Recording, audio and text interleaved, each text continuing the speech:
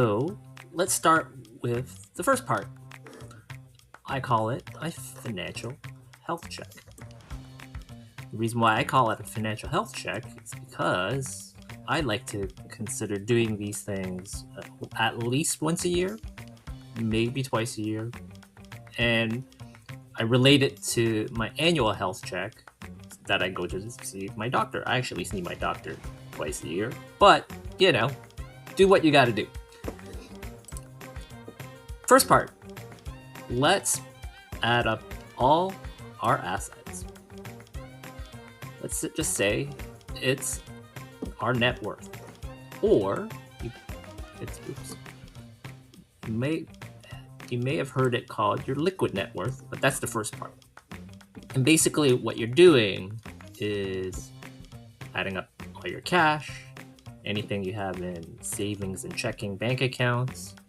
I include all my investment accounts, which would have been a 401k, IRAs, anything that I consider cash value. And I add it all up, and it tells me this is 100% of my assets this year as of now. That's the easy part.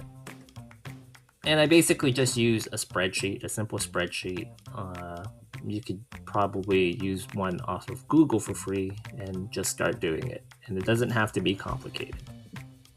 I kind of tend to track my progress, and I save a snapshot of what the numbers are per year, so I can see the differences and changes from year to year.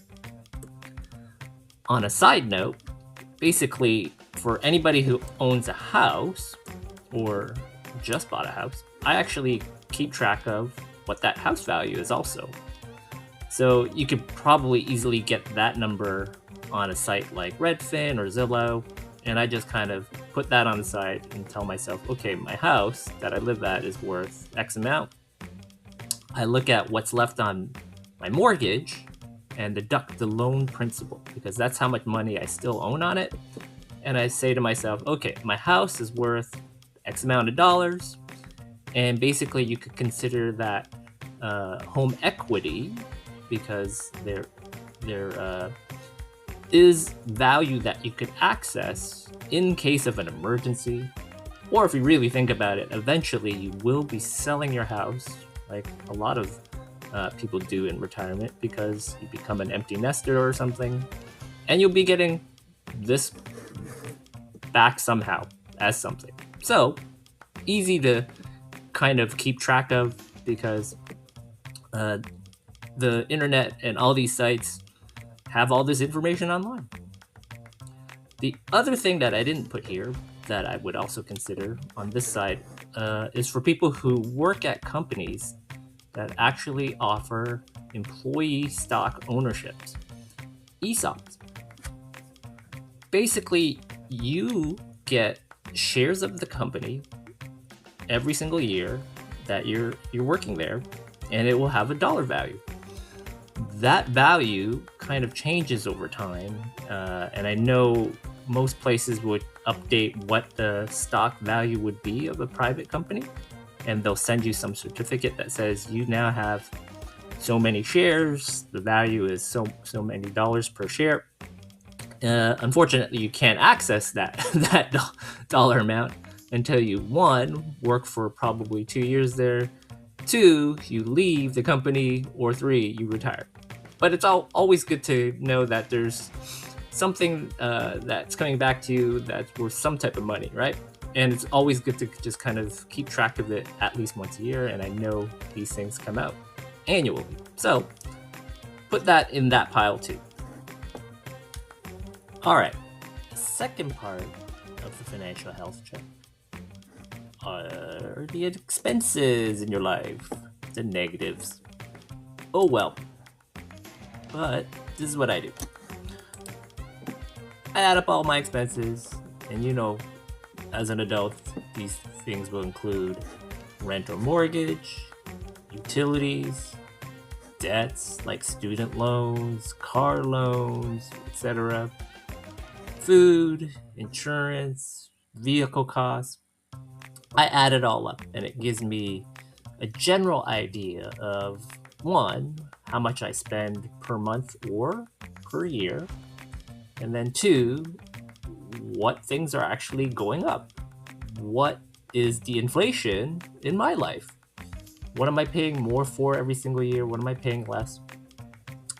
The side bonus is actually that I actually will be able to find subscriptions and their renewals, and I throw them into.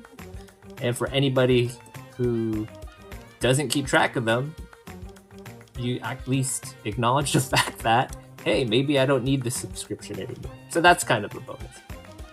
And again, I use a fun free spreadsheet that I found in Google. They actually have a free template. Looks like this.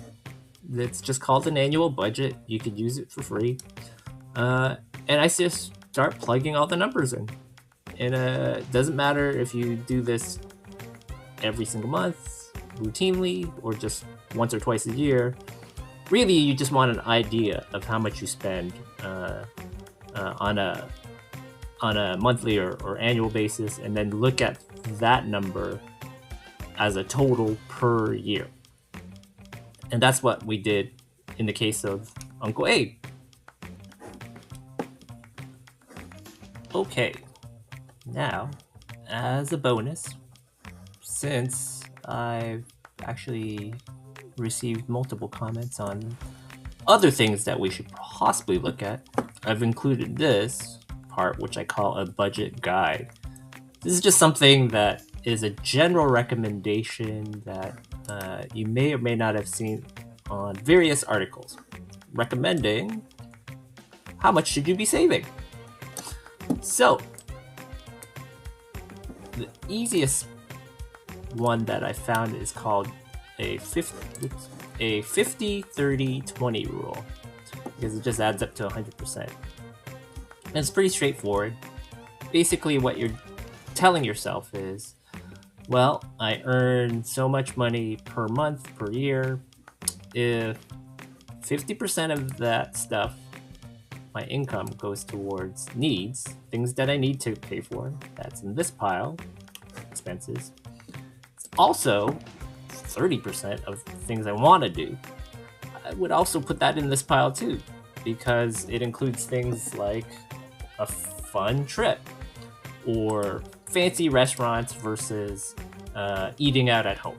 These are things you want to do, but you don't need to do. Well, you could argue that you need to eat, so whether I eat at home or eat at a restaurant, I got to eat at some point. So in my mind, if you added just these two things up, it's 80%.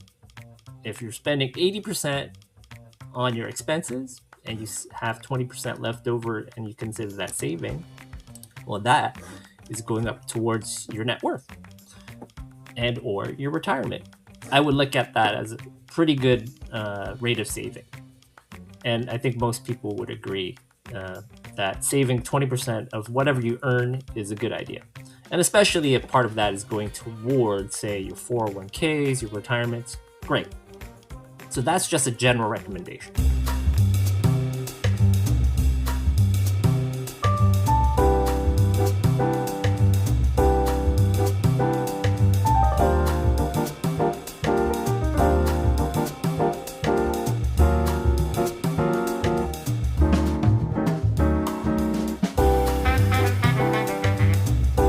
That's it for this video.